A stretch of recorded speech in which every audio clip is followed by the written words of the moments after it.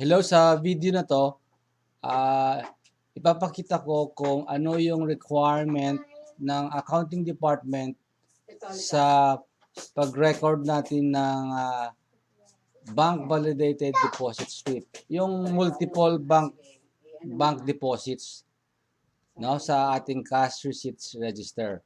So dito sa sample ko na ipapakita, meron ditong nakolekta sa meron dito nakolekta sa project ng Cagayan de Oro amounting to 18,320.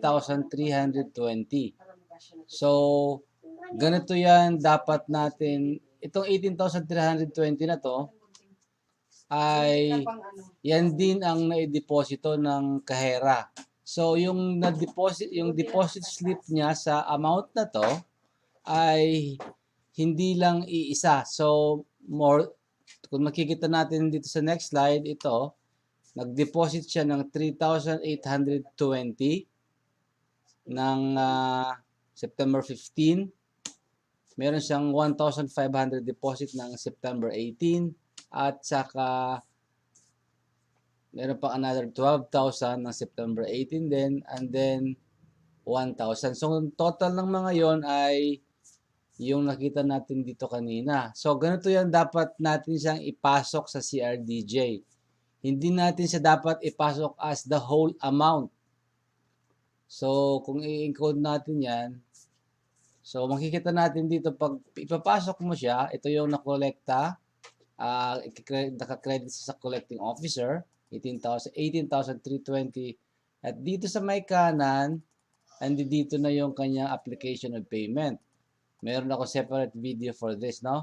So, dito dapat, ang pagpasok ng deposit, dapat, hindi sa buong amount na 18,320.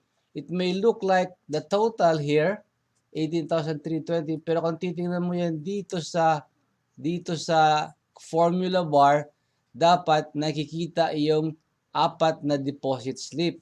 3,820, ito yan. 1,500, ito yan.